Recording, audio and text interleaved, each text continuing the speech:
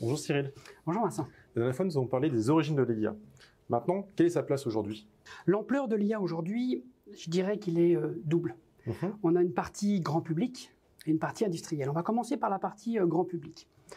Aujourd'hui, tout le monde a à sa disposition un objet connecté, un smartphone. Une enceinte connectée. Par exemple, oui. C'est démocratisé. Ça veut dire qu'aujourd'hui, on va parler de numérique beaucoup plus facilement qu'avant.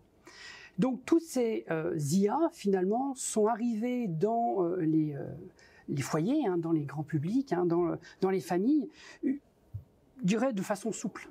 C'est-à-dire, qui n'a jamais eu envie de pouvoir avoir des prédictions, des recherches, des playlists, des demandes. Tout ça, ce sont des éléments qui finalement nécessitent quelques IA.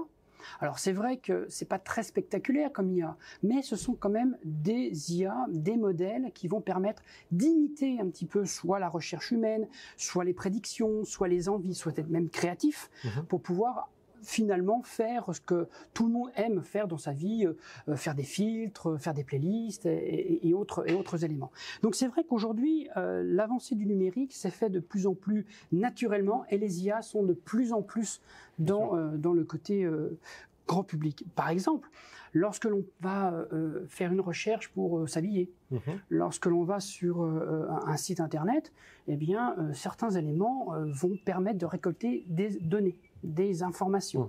Ces informations-là, elles vont être traduites comme une prédiction par rapport à ce que vous aimez faire. Par exemple, je ne sais pas si on parle d'habillement, vous allez avoir envie de rechercher sur des articles de sport, de mode, des éléments. Et ces éléments-là vont être repris par les données et les informations pour pouvoir faire des prédictions. Les fameux articles suggérés. Absolument. C'est-à-dire que là, on va vous proposer une certaine tendance, certains éléments, que si vous prenez un short et des baskets, la tendance dirait que vous êtes à la fois sportif, à la fois placé sur ces éléments-là. Donc, on va vous donner deux tendances. Et donc finalement, proposer des articles suggérés, au niveau, vous avez acheté des baskets, vous proposez aussi le survêt qui va avec. Absolument. Et en plus, on pourrait même aller au-delà de dire...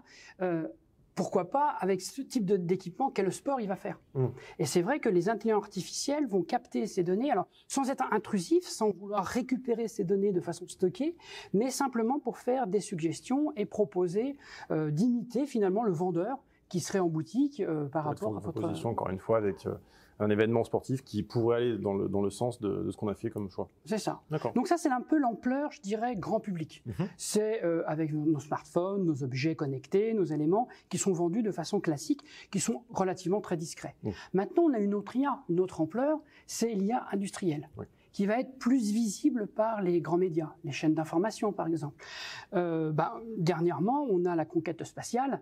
SpaceX, je suppose. Absolument, où on a un module qui va exactement se poser sur une planète qui a quand même des milliers de kilomètres de façon autonome. C'est une forme d'IA.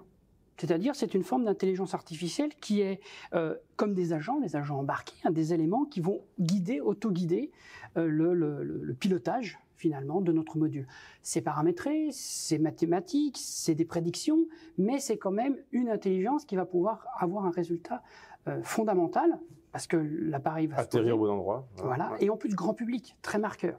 Donc ça va donner aussi dans l'inconscient collectif le fait de dire qu'on a de l'informatique embarquée et qui va être de plus en plus autonome. Bien sûr. Alors, c'est vrai qu'au niveau industriel, il ne faut pas non plus aller sur des domaines très grand public ou qui va dénaturer finalement l'homme ou la vie. On pense des fois au robot qui va reprendre la place de la machine dans les usines. C'est ça. C'est pas le but. C'est pas le but. Alors effectivement, c'est côté recherche, humanoïde, robotisé. Il y en a besoin pour pouvoir aller finalement dans des domaines très spécifiques, niveau industriel. Mais au niveau grand public, au niveau de l'ampleur grand public, ce sera plutôt discret.